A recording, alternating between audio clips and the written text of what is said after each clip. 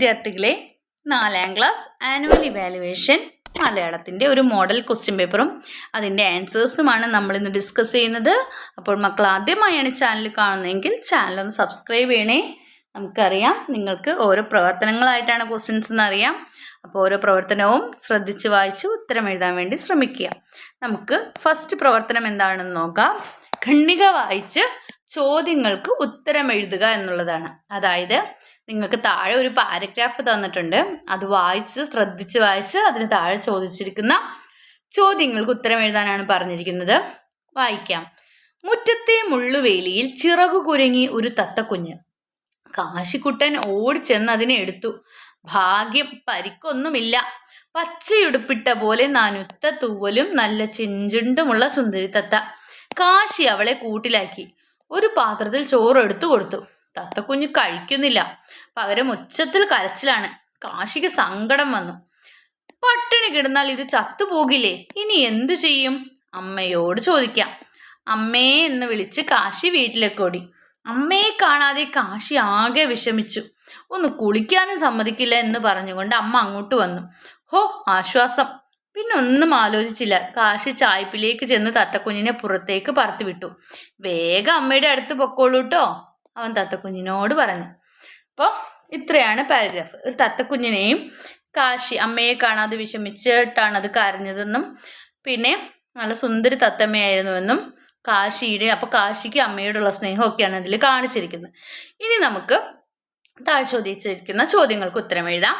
കാശിക്ക് കിട്ടിയ തത്തക്കുഞ്ഞിന്റെ പ്രത്യേകതകൾ എന്തൊക്കെയായിരുന്നു? പച്ചയുടുപ്പിട്ട പോലെ നനുത്ത തൂവലും നല്ല ചെഞ്ചുണ്ടുമുള്ള സുന്ദരി തത്ത. അപ്പൊ അവിടെ അങ്ങനെയാണ് എഴുതേണ്ടത്. ഇനി ബി ക്വസ്റ്റ്യൻ. തത്തക്കുഞ്ഞ് ഭക്ഷണം കഴിക്കാത്തതിന് കാരണം എന്തായിരിക്കും? എന്തുകൊണ്ടായിരിക്കും തത്തക്കുഞ്ഞ് ഭക്ഷണം കഴിക്കാതിരുന്നത്? തത്തക്കുഞ്ഞിന്റെ അമ്മയെ കാണാത്തത് കൊണ്ട് അല്ലേ?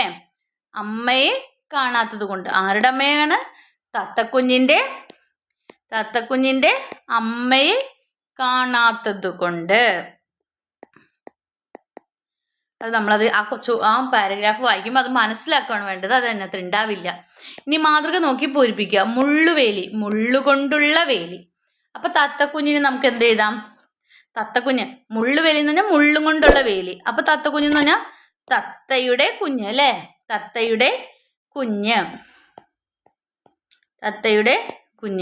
അടുത്ത് വെള്ളിക്കരണ്ടി. വെള്ളിക്കരണ്ടി എന്ന് വെച്ചാൽ എന്തായിരിക്കും? അപ്പോ വെള്ളി കൊണ്ടുള്ള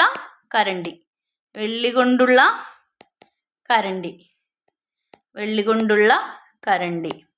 മാതൃക നോക്കിയിട്ട് ഇത് എഴുതാൻ.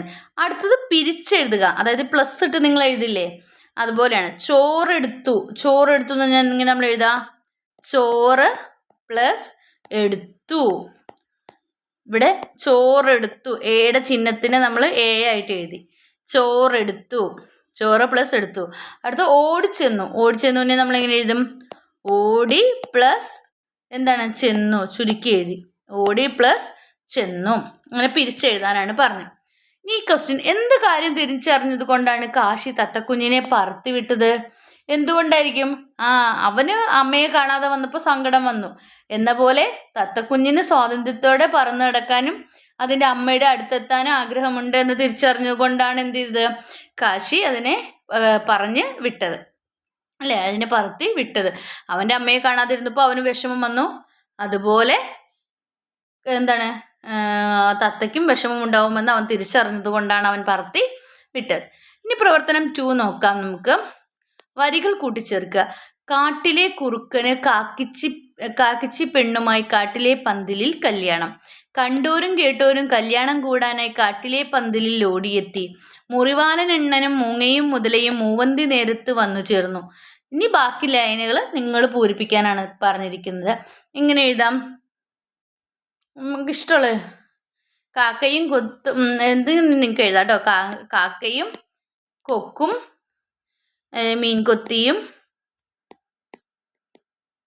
മീൻകൊത്തിയും കാലത്ത് തന്നെ പറന്നിറങ്ങി. പിന്നെ എന്തിനായിരിക്കാം? പിന്നെ അങ്ങനെ എഴുതാം. തുഴഞ്ഞു. അപ്പൊ പുഴയിലെ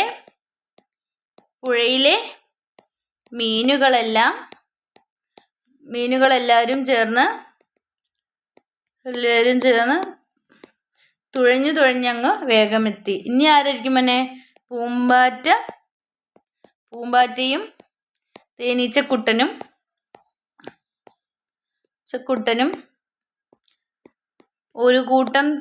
ഒരു കുടം തേനുമായി വേഗമെത്തി.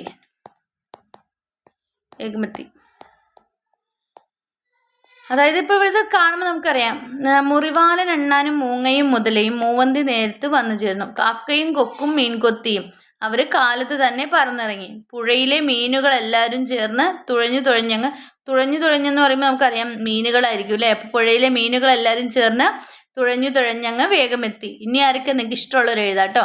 പൂമ്പാറ്റയും തേനീച്ചക്കുട്ടനും ഒരു കുടം തേനുമായി വേഗമെത്തി. ഇങ്ങനെ നിങ്ങൾക്ക് ഇഷ്ടമുള്ള പോലെ വരികൾ പൂർത്തിയാക്കാം. ഇനി അടുത്ത പ്രവർത്തനം 3 സംഭാഷണം പൂർത്തിയാക്കാനാണ്. സംസ്ഥാന കായികോത്സവത്തിൽ ഓട്ട മത്സരത്തിൽ 1ാം സ്ഥാനം നേടിയ വൈഷ്ണവുമായി നവകേരളം ചാനലിലെ മുത്തുമണി നടത്തിയ അഭിമുഖ സംഭാഷണം പൂർത്തിയാക്കുക. ഇൻ്റർവ്യൂ പൂർത്തിയാക്കാനാണ് പറഞ്ഞിരിക്കുന്നത്.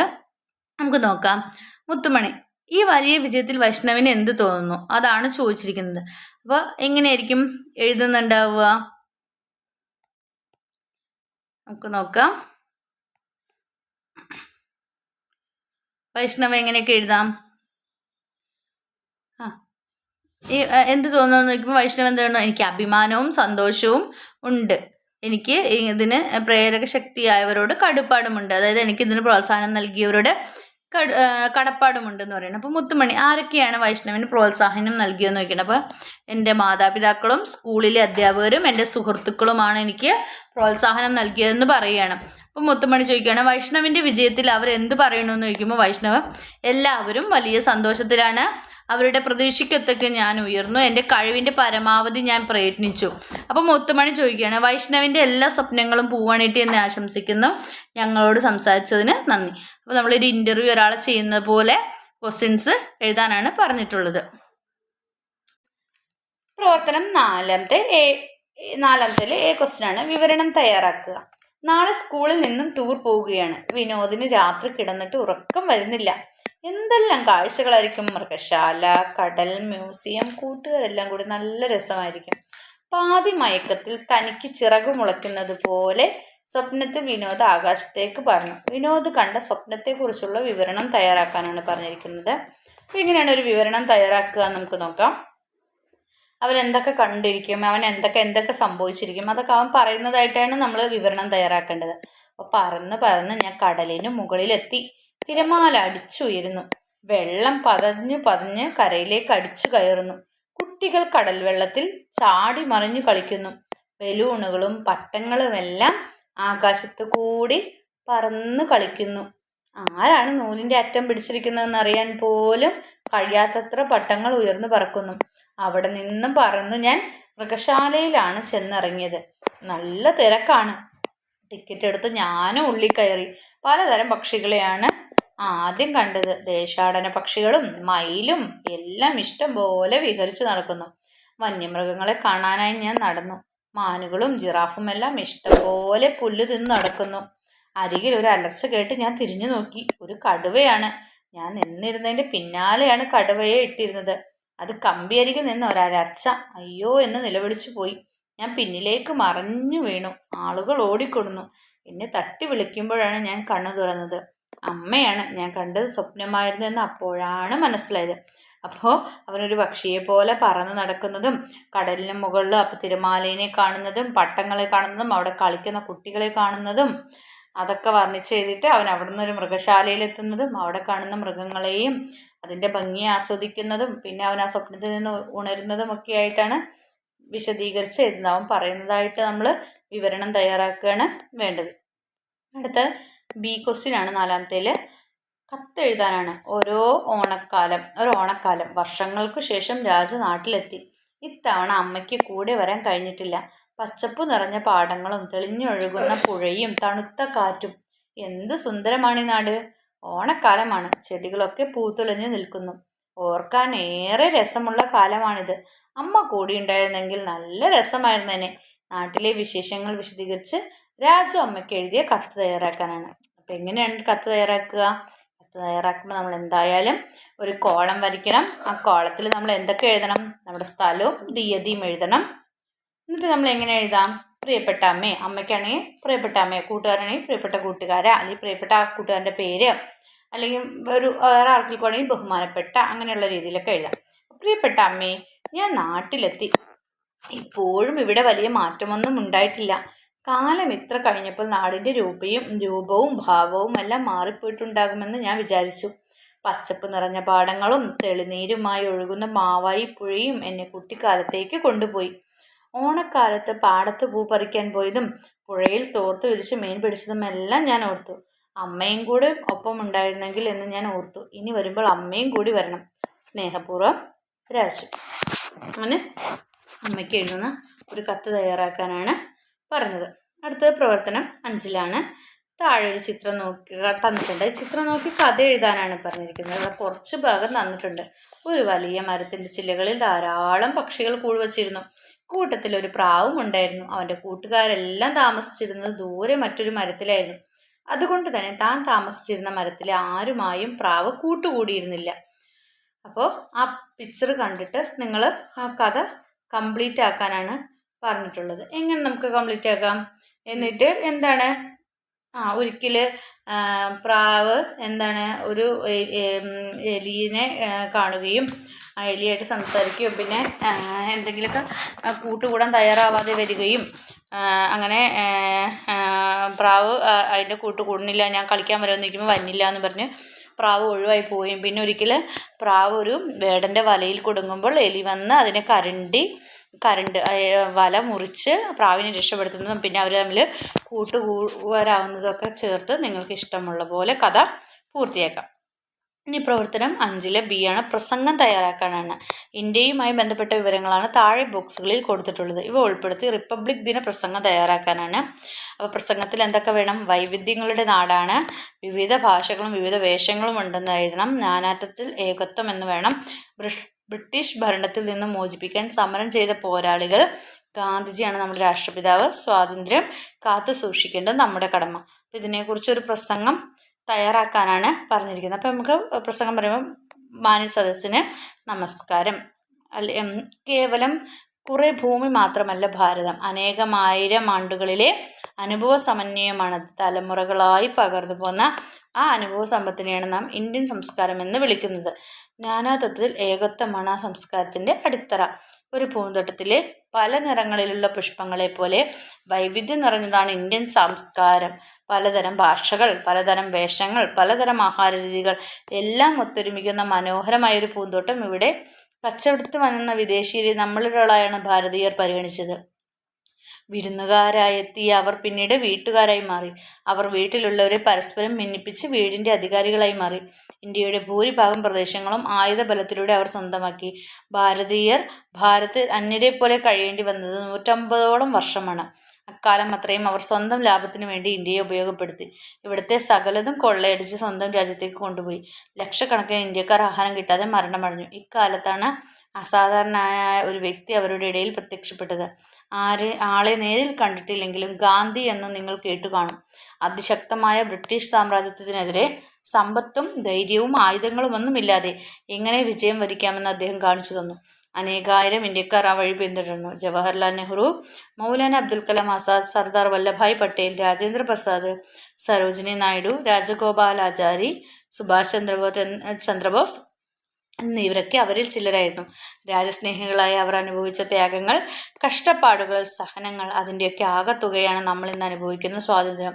ലക്ഷക്കണക്കിന് ആളുകൾ ജീവൻ വെടിഞ്ഞ് സഹനമാർഗങ്ങളിലൂടെ നേടിത്തന്ന ഈ സ്വാതന്ത്ര്യം കാത്തു സൂക്ഷിക്കുക എന്നത് നമ്മുടെ ചുമതലയാണ്. ജയ് ഹിന്ദ്. അപ്പോൾ ഇങ്ങനെ ഈ രീതിയിൽ ഒരു പ്രസംഗം തയ്യാറാക്കുമ്പോൾ നിങ്ങൾക്ക് ഇത്രയൊന്നും എഴുതാൻ കിട്ടിയില്ലെങ്കിൽ പോലും നിങ്ങൾക്ക് തന്നിരിക്കുന്ന സൂചനകൾ വച്ചിട്ട് നിങ്ങൾക്ക് സുഖമായിട്ട് എഴുതാനായിട്ട് സാധിക്കും. എന്തൊക്കെയുണ്ട്? നമ്മളത് സൂചനകൾ ശ്രദ്ധിച്ച് വായിച്ചിട്ട് അതിനെ വിപുലീകരിച്ച് എഴുതിയാലും മതി. അപ്പോൾ നിങ്ങൾക്ക് ഇന്ത്യ എന്ന് പറയുന്നത് നമ്മുടെ വൈവിധ്യങ്ങളുടെ നാടാണ്. വിവിധ ഭാഷകളും വിവിധ വേഷങ്ങളുമാണുള്ളത് അല്ലേ? പല സംസ്ഥാനങ്ങളിലും പല ഭാഷകളാണ് സംസാരിക്കുന്നത്. കേരളത്തിൽ മലയാളമാണെങ്കിൽ തമിഴ്നാട് തമിഴാണ് സംസാരിക്കുന്നത്. അവരുടെ വേഷവിധാനങ്ങളിൽ വ്യത്യാസമുണ്ട്. എന്നിരുന്നാലും നാനാത്വത്തിൽ ഏകത്വം, ഒരുപാട് വിസ്തീർണ്ണം, എല്ലാവരും ഒരുപോലെയാണ് അല്ലേ? അതുപോലെ നമ്മുടെ നമുക്ക് സ്വാതന്ത്ര്യം കിട്ടുന്നത് വരെ നമ്മുടെ രാജ്യം ബ്രിട്ടീഷിൻ്റെ ഭരണത്തിൻ്റെ കീഴിലാണ്. ബ്രിട്ടീഷ് ഭരണത്തിൽ നിന്ന് മോചിപ്പിക്കാൻ സമരം ചെയ്ത ഒരുപാട് പോരാളികൾ നമുക്കിടയിലുണ്ട്. നിങ്ങൾക്ക് അറിയാവുന്നവർ നിങ്ങൾ പഠിച്ചിട്ടുണ്ട്. സുഭാഷ് ചന്ദ്രബോസ്, ഗാന്ധിജി, ജവഹർലാൽ നെഹ്റു, ഒരുപാട് പേരുണ്ട് അല്ലേ. അവരുടെയൊക്കെ പേര് എഴുതുക. നമ്മുടെ രാഷ്ട്രപിതാവാണ് ഗാന്ധിജി എന്ന് പറയുന്നത്. അതുകൊണ്ട് തന്നെ ഈ നമ്മുടെ പൂർവികർ നമുക്ക് നേടിത്തന്ന ഈ സ്വാതന്ത്ര്യം കാത്തു സൂക്ഷിക്കേണ്ടത് നമ്മുടെ കടമയാണ്. എല്ലാവർക്കും നന്ദി, നമസ്കാരം. അപ്പോൾ ഈ വിവരങ്ങൾ, ഈ സൂചനകൾ ഉൾപ്പെടുത്തിക്കൊണ്ട് തന്നെ നിങ്ങൾക്ക് സ്വയം എന്ത് ചെയ്യാം, ഒരു ചെറിയ പ്രസംഗം തയ്യാറാക്കാം നിങ്ങളുടേതായ രീതിയിൽ. വലിയ കാര്യമായിട്ട് എഴുതാൻ കഴിഞ്ഞില്ലെങ്കിലും നിങ്ങൾക്ക് ഈ രീതിയിൽ ഈ സൂചനകൾ വച്ചിട്ട് തന്നെ അത്യാവശ്യ രീതിയിൽ നിങ്ങൾക്ക് ഒരു പ്രസംഗം തയ്യാറാക്കാനായിട്ട് സാധിക്കും. അപ്പോൾ ഒരു ഇൻട്രൊഡക്ഷൻ ആദ്യം എന്തായാലും പ്രസംഗം പറയുമ്പോൾ വേണം. മാന്യ സദസ്സിന് വന്ദനം, അല്ലെങ്കിൽ ബഹുമാനപ്പെട്ട എച്ച് എം, അധ്യാപകരെ, പ്രിയപ്പെട്ട കൂട്ടുകാരെ എന്നൊക്കെ പറഞ്ഞിട്ട് തുടങ്ങാം. ഇത്രയൊക്കെയാണ് നിങ്ങളുടെ എക്സാമുമായി ബന്ധപ്പെട്ടിട്ടുള്ള മോഡൽ ക്വസ്റ്റ്യൻസും അതിൻ്റെ ആൻസേഴ്സും ഉള്ളത്. അപ്പോൾ നിങ്ങൾക്ക് ഈ വീഡിയോ ഇഷ്ടമായെങ്കിൽ ലൈക്ക് ചെയ്യുക, ഷെയർ ചെയ്യാം. ആദ്യമായി ചാനൽ കാണുന്ന കൂട്ടുകാരുണ്ടെങ്കിൽ ചാനൽ സബ്സ്ക്രൈബ് ചെയ്യണേ. Then see you again. Thank U.